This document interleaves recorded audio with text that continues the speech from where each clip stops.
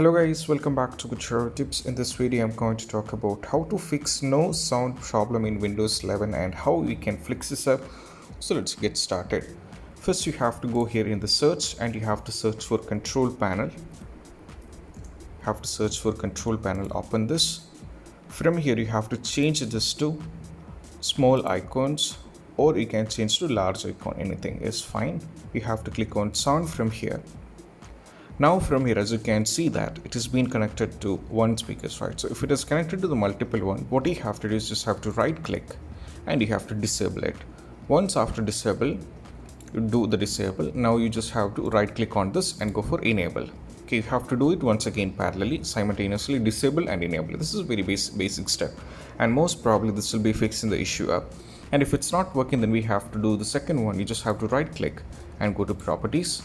From here, you just have to click on levels first, and you have to make sure that this is not muted like this. If it is muted, then you will be having the trouble. So make sure it is not muted, and the volumes are like, as you can see that the volume is at 100%.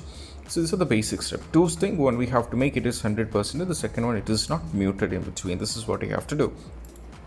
And once after trying this, we have one more solution which you have to navigate to enhancement, and over here what you have to do is make sure that disable old sound effects. You just have to right click on, not have over here, I mean you don't have to disable this, but you just have to make sure that you'll be having sometimes due to some these kind of issues, if it is disabled you will be having the issue, but as you can see that this is not disabled, so you just have to look onto it. So this is what you have to do when you're having these no sound problems in Windows 11, and you have to close one by one and do a normal restart. Because why I suggest normal restart is because most cases, when you do some changes by doing a restart, it is like giving a fresh start, and this will be helping you guys out. So I hope this video is helpful, and if you find this video helpful, don't forget to subscribe and click on the bell icon for more notifications. See you soon in the next video. Peace out.